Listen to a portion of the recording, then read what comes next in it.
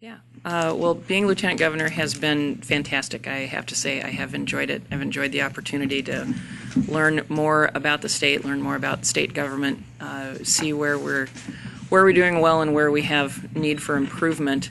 And I think time after time, so many of the challenges that we have come back to where we're spending money as a state. And that's really how I got to the decision to run for comptroller. After talking with one of my political heroes, the late Dawn Clark Netsch, who said her favorite part about being comptroller was that she could be the state's best teacher about the budget. That she could work with citizens directly, work with journalists on where we need to shine a brighter light, call attention to spending that is maybe not appropriate, and I really think I can run the office better than it's being run now, in terms of accountability, in terms of ethics. Accountability at the state level, the one area where the comptroller has discretion is in expedited payments. And right now that's done with no published standards, no transparency in terms of who's requesting and who's getting those expedited payments. That's something that can change right away. In terms of accountability for local government spending, right now every local government, with the exception of school districts, turns in an annual financial report to the comptroller's office. It's time the comptroller's office started turning something back to those local governments and the citizens.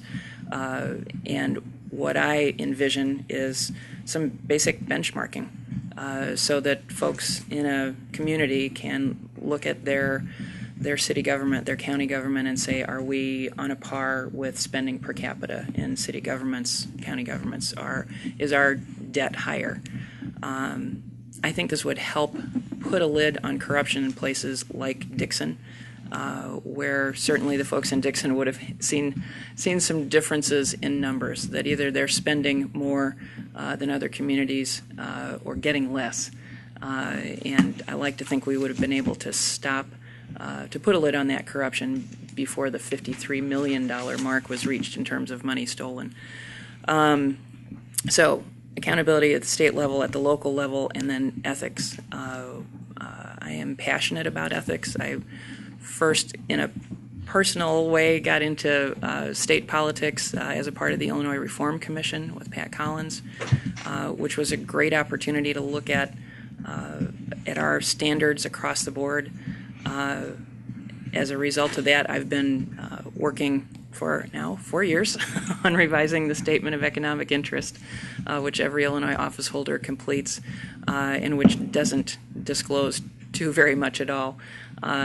We've gotten that bill passed through the Senate and are working with House leadership, and I'm hopeful, no guarantees, that we'll be able to pass something in the veto session. And I've tried to lead by example and go way above those standards. My husband Perry and I disclose our income taxes, all the attachments that go with it, and we have our accountant prepare a detailed statement on our income and assets and liabilities. I have my senior staff fill out a disclosure statement that's comparable to staff members in Washington, D.C., to federal congressional staff members. I think I am way above, I know I'm way above any legal standard. I don't think anyone else in the state matches me in terms of disclosure. I do that because I think it's the right thing to do. I do it because I'm used to it. My dad used to disclose my babysitting income when I was a kid. And I do it because I think it helps me govern. If people can look at my documents, which they can, they're all on my Lieutenant Governor website. We post them every year. And see that I don't have a conflict, and that I am pursuing this not for personal gain, but for public service. I think it helps us to have those hard conversations that we need to have as a state. And I think that stands in sharp contrast, my ethical standards stand in sharp contrast to my opponent and her job scheme, for a lack of a better word, the not-for-profit that she runs, that employs her top governmental employees full-time at a $50,000 plus salary. I want to be the watchdog for the state of Illinois, and not for friends and family.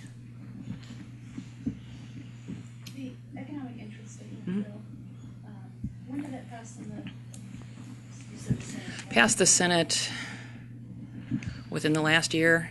Only one dissenting vote.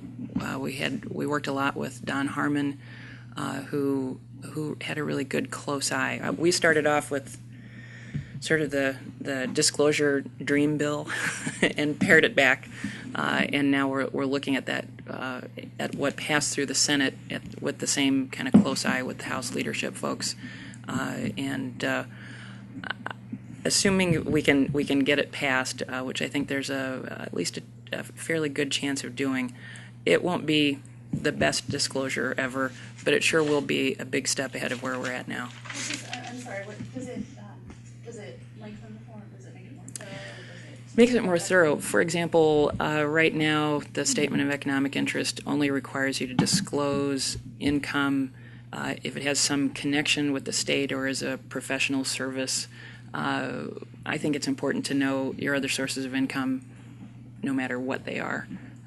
So that's one of the things that we do. There's no nexus to governmental employment. What compromise did you have to make? What did you want in there in that dream bill that's not in there The anymore? the dream bill included more on connections to lobbyists and a broader scope of family members. We've narrowed that in, and The cousins and things. Right. And part of it was I think my vision was let's be as transparent as possible.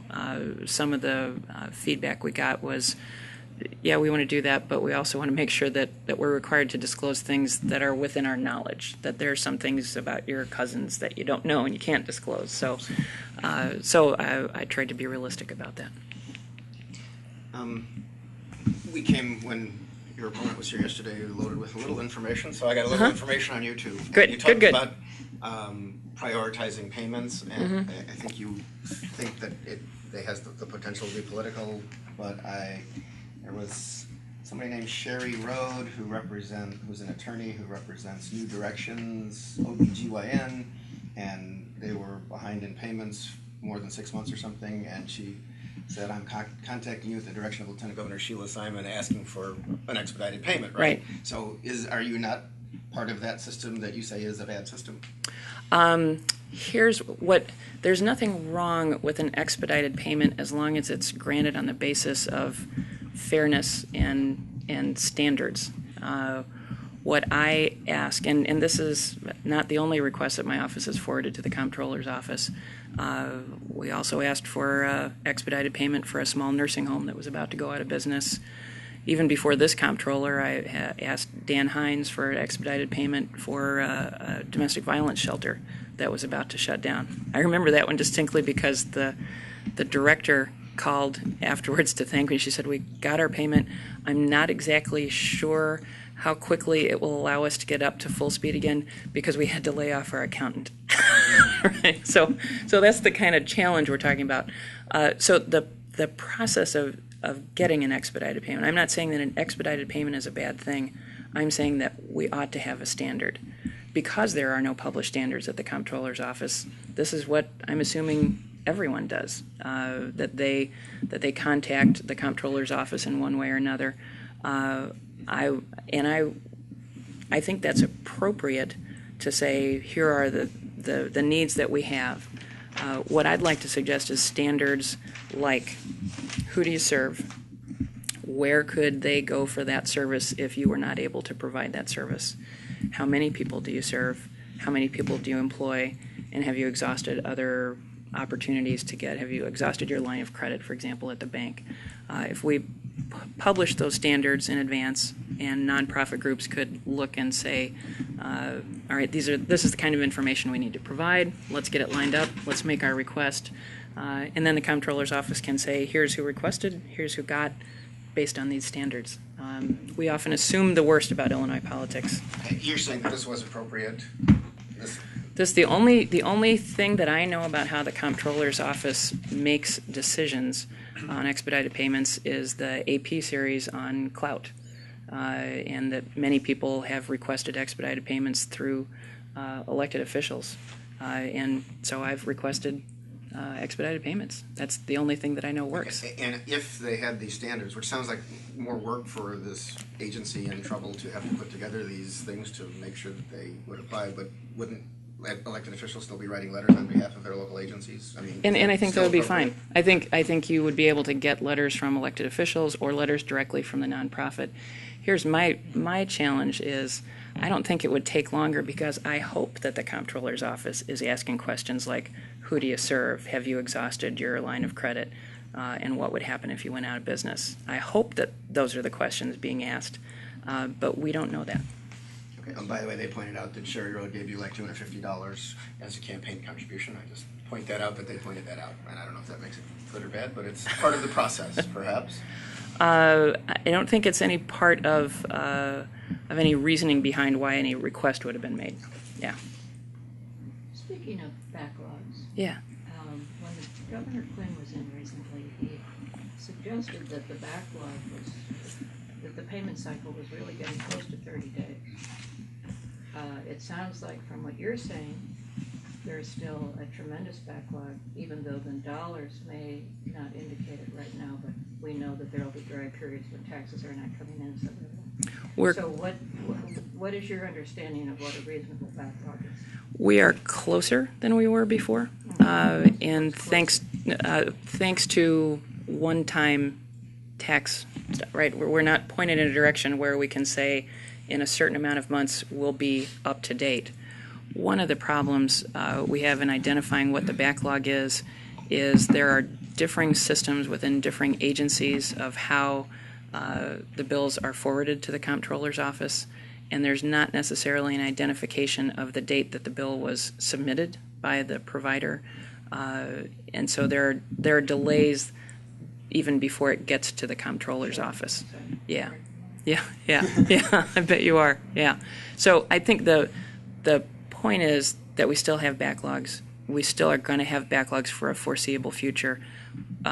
So we need to make sure that during the time that we have backlogs, that we manage it fairly.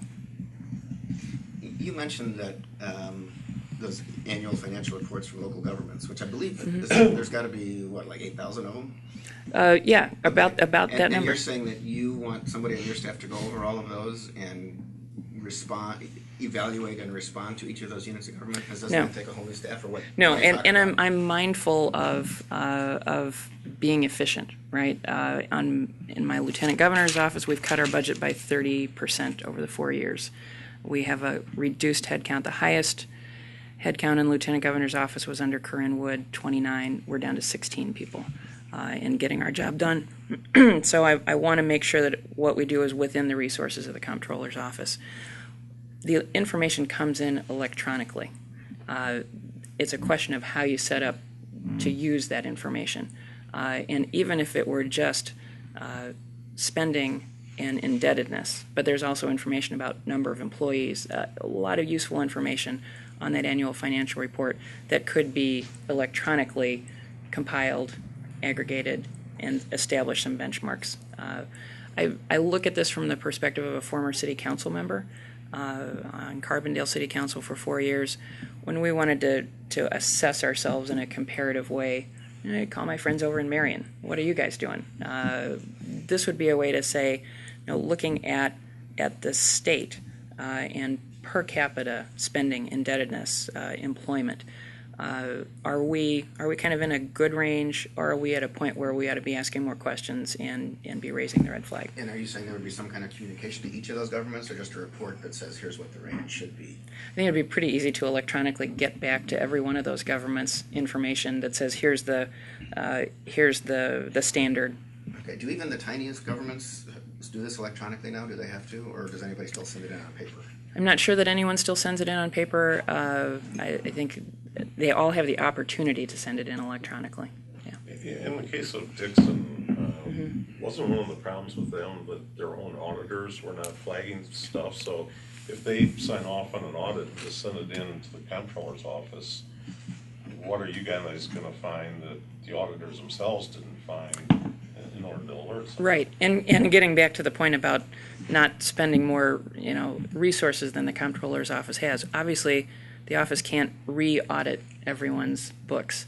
But if we had benchmarking that would compare a city's spending and a city's indebtedness, it would be hard for Dixon to get around the fact that their spending or indebtedness had to be higher than other communities per capita, or that their spending was the same and they were getting a whole lot less. It would have made those comparisons easier to assess for members of the community. It's not a guarantee that we would have spotted it, but it would have provided the opportunity to spot it a lot sooner. And there are folks in communities throughout Illinois who keep track of their local governments. I want to give them the tools to do that in a responsible way, to make something out of it. Let's talk about usefulness of offices, and there are two. We asked yesterday too. Yes. Lieutenant Governor's office, is that a necessary office? A necessary office. 45 of 50 states find it to be necessary, and we're one of the examples of recently used transition processes. And I think it makes sense to have a smooth transition set up. I think now that we have governor and lieutenant governor running paired together from the primary on, we can move to a system that operates at least informally in a couple of states like Colorado, where the lieutenant governor was previously a university provost. So he's now the lieutenant governor ready for succession and also the head of their higher education group in Colorado. So I think given the fact that governor and lieutenant governor can make those decisions from the beginning, we might be able to use the office even more efficiently than it has been already. Okay, and what about, where are you on the combination of treasurer and comptroller? Yeah. 4 years ago, the eventual treasurer and comptroller both supported combining the offices, and you can see how far we've gotten. Nowhere. Combining the offices, if it's done well, if there are still separate functions for investing and for paying, so we avoid the Orville Hodge problem, I think is a good goal. I think we can get to cost savings, though, for the state right away. I don't think there's a need to wait 4 years to start combining the functions of the office. Human resources departments, both offices have that. Both offices have a printing shop. There's no reason that both offices need to have that. We can combine them into one and start saving money right away for the state, combine them through an intergovernmental agreement. And there are also some things that we can eliminate in the comptroller's office. Number one, the Consumer Affairs Division. It's something that the current comptroller started in this office. And a great idea to have consumer advocacy. But the Treasurer's office already has a division of consumer affairs, as does the Attorney General's office. I think it's appropriate to have one constitutional office that has consumer advocacy, and I think the most appropriate place is the Attorney General's office because she can follow through on it. How many people are in that unit or do that, or what is it? It's hard to say, but we know they've made presentations about consumer advocacy. They have flyers and the information that they give out at the state fair. Their website identifies that they do consumer advocacy there. I was just going to say, Topinka has said that one of the things her consumer affairs people do, they are the people who you contact when you're trying to get the expedited payments for people. So it's not, strictly a consumer. What we may look at as consumer affairs, but these are the kind of the contact people for getting expedited payments. Yeah, I've heard her explain that. It's just contrary to the public information about their consumer affairs division at the state fair, where they handed out these cool backpacks. You think of stuff. I do, as a matter of fact. It does not say. It only says, right. She's very careful, except for in the coloring book, where she has her own information there. Anyway, the information that they pass out about the office says that it's a consumer advocacy division, and that's what the website says as well.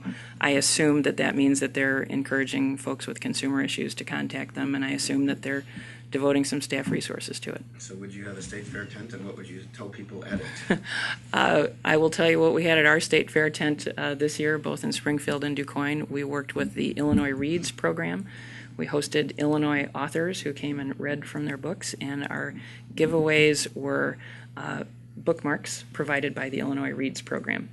So I'm pretty frugal on that end.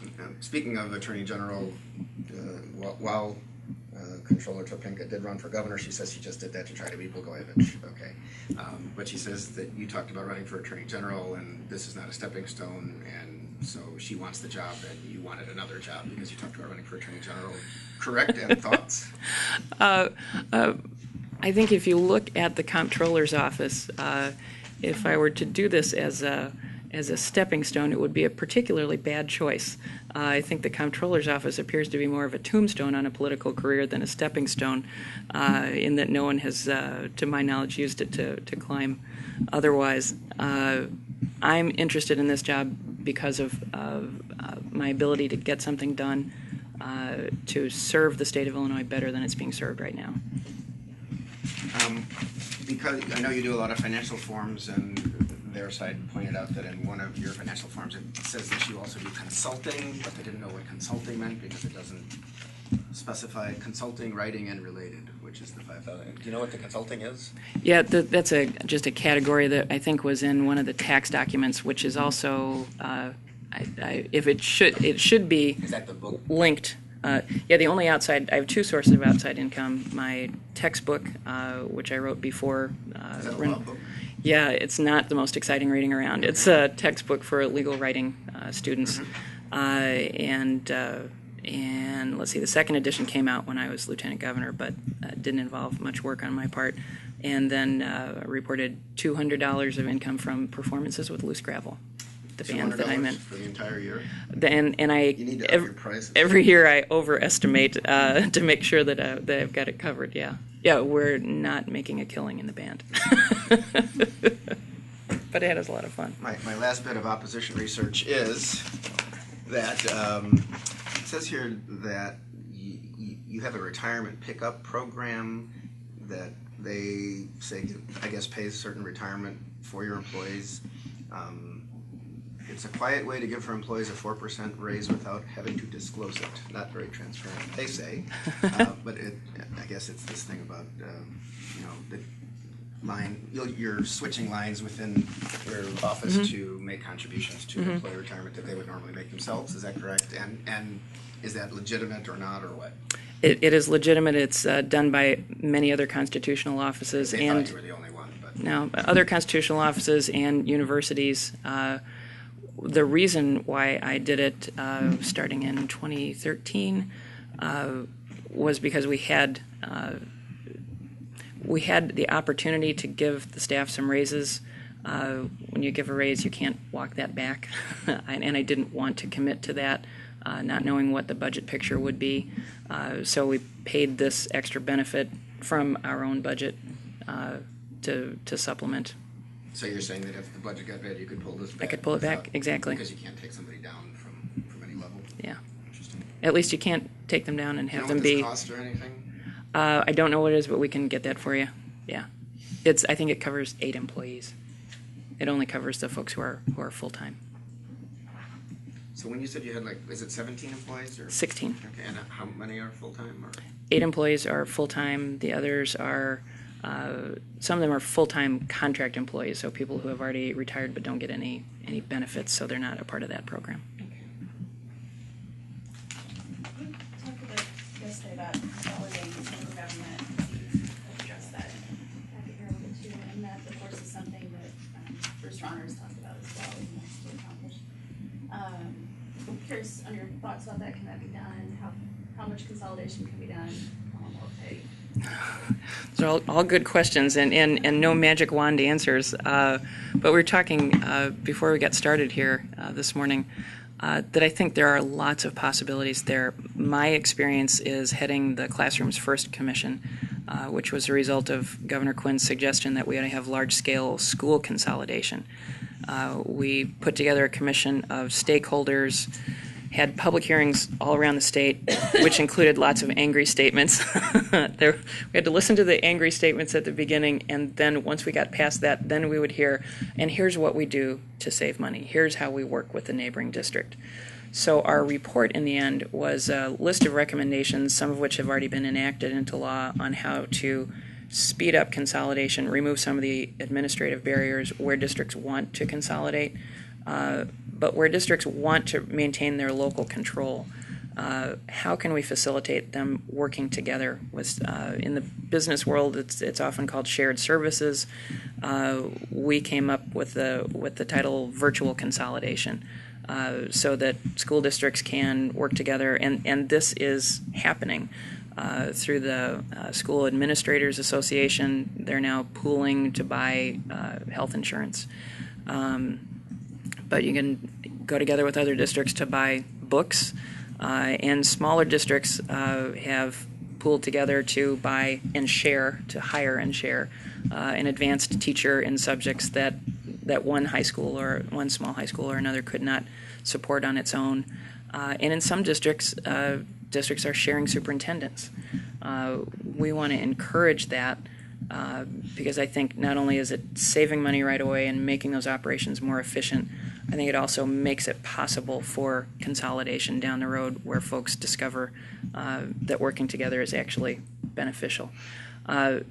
So expanding that into the role of the comptroller, because the comptroller has contact with all the local governments through these annual financial reports, the comptroller is in a position to call together people, as is going on here in Springfield independently, call together people in whatever region makes sense, whether it's a county, a multi-county region, or a smaller part of a county in some more populous places, to say where can we start to look at consolidation or shared services.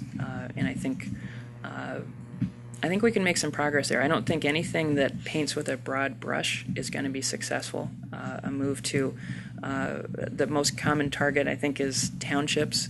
And in some places, townships are overlapping with other local governments. In some places, the townships are the only folks who pave the roads. So we really have to make sure that that the solution fits the circumstances. But I'm ready to use the opportunity of communicating with all those local governments to start making that happen.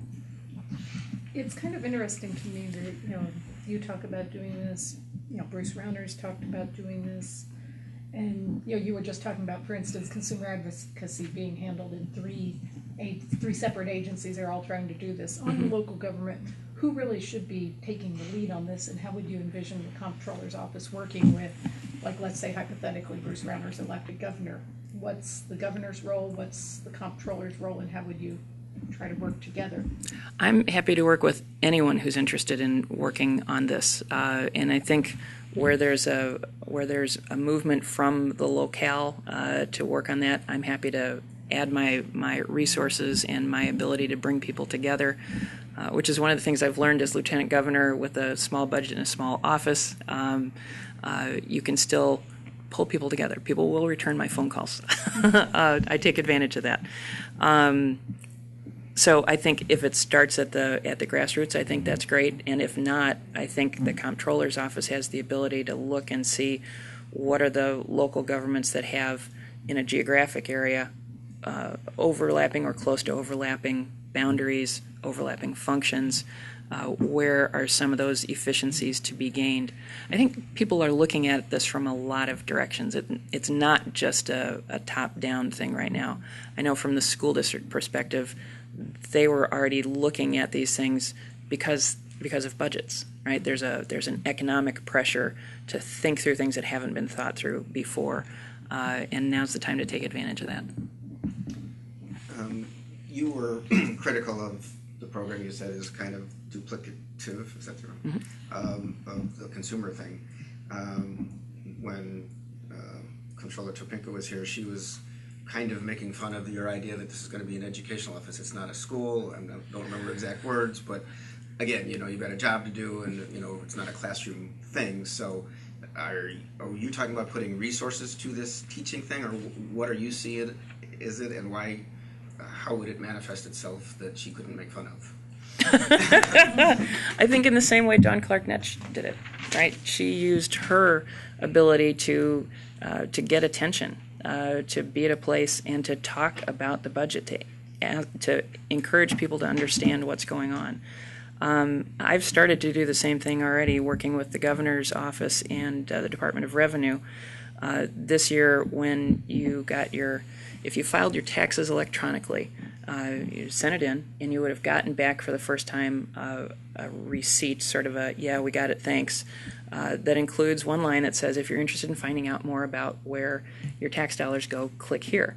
So at a time when you just send in the check or the payment, you get to say, wonder where that goes. We have that. We were talking before we started here about real estate tax bills. And that's why I know that I have a mosquito abatement district that I live in.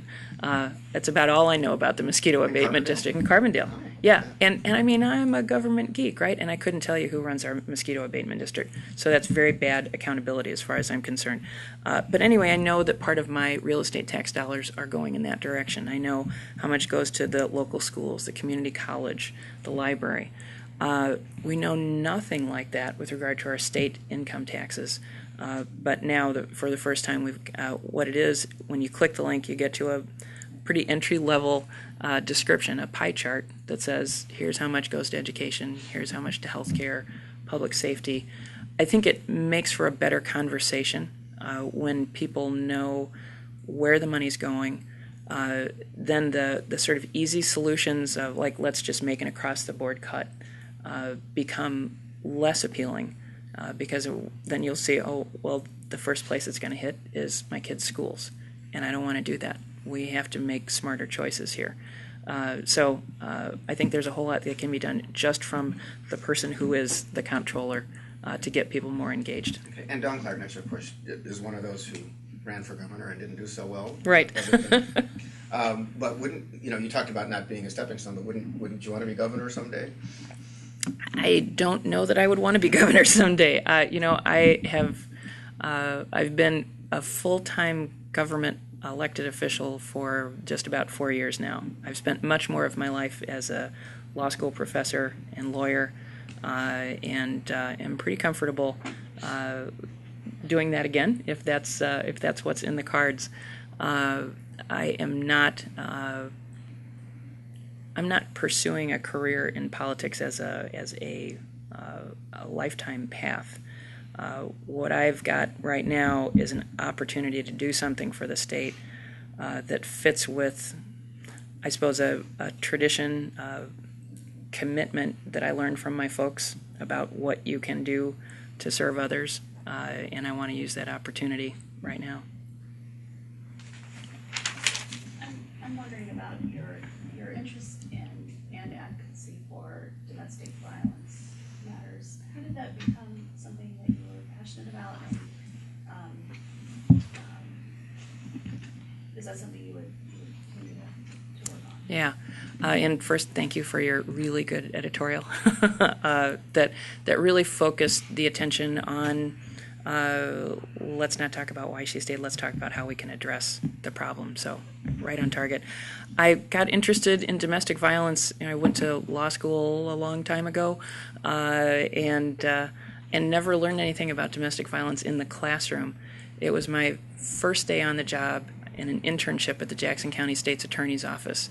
And they said, here, read some orientation materials, and then just after lunch we'll be starting up what they called the rubber bullet trial. It was a woman who was shot in the head by her live-in lover, and the bullet grazed her skull. It was Eunice Higgins and Pablo Kenner Sr., and Mr. Kenner was on trial for aggravated battery and attempted murder. And it was all of domestic violence boiled down into one courtroom drama. She talked about the fight they had had. She told him she was going to leave him. He said, no, you won't leave. He pulled out a white-handled revolver. They identified it. Yes, this is the gun that he pulled out. And what happened next? And she said, I don't remember. And you look at this, a jury trial. So here she is on the stand, got 12 peers. She does not relating too well to these people. And his family is in the courtroom. And you can just see that she's said that he's the father of my kids. I don't want to be the one that sends him off to the DOC. And she said, I don't remember. And they wound up proving that he had fired the gun with the medical records of her injury to her head. That was pretty powerful. It was a big exposure to domestic violence. And I've seen over my legal career that we have improved how we respond to domestic violence, but boy, we're still missing a whole lot. That videotape in the elevator, I prosecuted domestic battery for 2 years and never had anything with a videotape. I would have loved to have had a videotape of what took place. So I suppose that's a long way of saying I'm passionate about domestic violence. I've advocated for victims of domestic violence in different settings, and will continue to do so in a way that is consistent with what I can do. I started up in the Lieutenant Governor's office the virtual legal clinic, which connects volunteer lawyers with domestic violence survivors, particularly in rural areas where there's not enough lawyers often to go around, particularly for people of limited income. It's at no governmental cost. My office ran it as a pilot program starting in Peoria. We're now turning it over to the Illinois Coalition Against Domestic Violence. And it's a really nice way to link up volunteer resources with people in need. I think that's a model for what I can do. I want to make sure that I'm not setting up something that is a continuing obligation for the Lieutenant Governor's office, and we'll do the same in the Comptroller's office. You were instrumental in passing the strip club tax, Yes, right? yes. Because I think you got an award for it. I covered. Yes. What?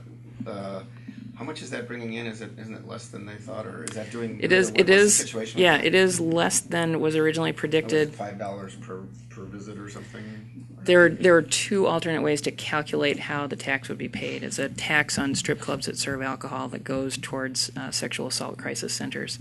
It is less than was originally anticipated. I don't know the numbers off the top of my head, but it does provide a dedicated source of funding to those centers, which have been suffering from cuts in funding along the way. It's probably one of those 900 accounts that the Comptroller was complaining about. You know, she says you have to. It is. And do you agree that there are too many? And if so, what do you do? Or should all those dedicated funds continue to be dedicated funds? I understand that argument. I've been, for the past 4 years, a member of the Budgeting for Results Commission, which has been a fascinating look into how we measure, or often cases don't measure, what we get out of state spending, and how being able to measure outcomes will allow us to make decisions that are based more on data than on connections to a particular appropriations chair or something like that. And I understand why those dedicated funds are not ideal. But in a situation like this, it seems that the link between the harm and the solution are so direct that it was better to be able to say, we're going to put it from there into there, and it was something that sat well with folks. Can you talk a little more about what that commission's authority or power or influence is to move toward database decision making? Because I spent 29 years in government. And Yeah. I know that a lot of times they either wasn't there or people chose to make the decision for different reasons. Right. So how do you actually create a change in that culture that more universally state government agencies move toward database decision making? Yeah, it has been a challenge. This has been led really primarily by Senator Dan Katowski, who's been a great advocate for this process. Part of it is statutory in that now every year the governor's office has to put out 3-year down-the-road predictions on what our income is going to be. That has been an improvement. Part of it can't be just said, we can't say automatically now we're going to do this. We're going to do data-based grant making. But we have been moving towards getting that information. We had a public hearing not too long ago in Springfield about this. The challenges are that some things are very easy to measure. You can measure a mile of highway that's been paved. It's a little bit harder to measure the value of prevention of alcoholism or treatment of certain things. But more and more, the private foundations that are funding operations are looking for these outcome measurements And I think it just makes sense to say if we're focusing on improving reading skills through an after-school program, are you getting there? The problem is one of not just measurement, but the ability to have the resources to measure. So that's what we've been working on, and I've been a part of that commission. So I can't say that we're there, but I can say that every agency within state government now identifies the outcome that they are in general categories, what outcome they're directed towards, and what are the steps that they're using to get there, and moving towards the ability to measure that accurately. And the name of that group? Budgeting for Results Commission, yeah, headed by Dan Katowski. Do you support your governor's plan to extend the income tax, make it permanent? I don't support the plan to make it permanent. This is an area where my opponent and I don't really disagree too much at all. I think it would be financially irresponsible to cut it off right now. Financially irresponsible? Irresponsible to just say we're going back to where it was before. I have watched cuts to school funding over the last 4 years, even with that increased income tax, and to cut schools even further, I think would be disastrous for some schools. No, when people say they didn't cut, but then they did lose federal funds, so it is somewhat less, right? Their schools have less money. We can say that from the school's perspective, there's less money, and I've watched that happen. I've watched the effects of that. In fact, I travel. It's in the car right now. I travel with an article from the Southern Illinoisan about Johnston City Schools doing a fundraiser to have an arts program in their school. So we've got, and this leads to Andy Menard's Senate Bill 16, which is a great idea. But anyway, what I'd like to do is see as the state economy grows that we can reduce that income tax. Okay, but leave it, at least temporarily leave it where it is? I think you could set a step down, you could set an end date. There are any number of mechanisms, but I would not advocate permanently boosting it up. And do you have any regrets about not sticking around to be lieutenant governor again on this ticket? No, I have enjoyed the opportunity, and I think I've gotten a lot done. But really, at every step along the way, the biggest barrier is money. And I look at this, gets back to that education thing and what I've learned from Don Clark Netsch. I think a large part of where we are on pensions is because so many of us, voters, citizens, have not been paying attention to the complex arguments about pension payments. If more of us are engaged, I think we're going to be making better decisions going forward. And I don't know how big an issue it is, but your opponent, was heard on the open microphone talking about her son maybe working at your favorite university. Yeah. Why is that so bad? We asked her about that. She said, "I would give my son's resume to anybody in any company. What's the big deal? That's what you do." And I'm wondering what you think of that. I know she thinks your name probably helped you along the way, et cetera, et cetera. I was horrified to watch that tape. First of all, someone in a position of power should not be using that position of power to gain financial advantage for her family members, period. I'm disappointed that she thinks the governor would be involved in hiring at a state university. That's another disappointment. Her comparison to the advantage that I have from being associated with my father is quite different. I have not been involved in state politics until after my father had died, so he's not asking for any favors for me. We don't know that. Okay, noted for the record. Thank you, Bernie. I kind of like that image. But I benefit from being associated with my dad. When I travel around the state, I learned a lot from Dad when he was around. And when I travel around the state, I'm always meeting folks who knew Dad in one way or another and who are introducing themselves to me and talking about their connection with Dad. And the single most consistent thing that comes up time after time is we appreciated his honesty. From Republicans, they'll start off with, "I didn't always agree with him, but I appreciated his honesty." And that's a really good reminder for me that has to be the number one priority. So I'm not shy about associating myself with my dad in that direction. But boy, I have not asked for a favor for a family member, and I think most Illinoisans see that kind of trying to get an advantage for a family member at a pretty good job at a public institution as something that is fundamentally unfair. That's the politics of the past. I want to move away from that. You reacted pretty strongly to that too after she had put out her statement about that. Is that why you reacted so strongly? Oh, well, yeah, because it just seems that they're just not comparable at all to asking the governor for help in getting your son a job, a specific job at a specific institution, and that's at a press conference where there are plenty of people around. I don't know what goes on behind closed doors. Yeah, that's something that I think is unacceptable. You said early on that the lieutenant governor gave you a window into what Illinois is doing well and what it's struggling with. Mm-hmm. What is Illinois doing well? What is going well? Well, we often hear measurements where we are, and we often hear them when we're on the bad end of things. We are moving in a positive direction in terms of employment.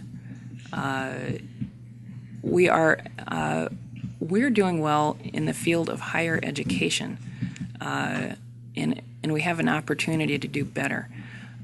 We know that the jobs of the future are going to take more and more higher education credentials, not necessarily an engineering degree or even a bachelor's degree, but some kind of training, associate's degree from a community college or a certificate that makes someone more valuable in the workplace.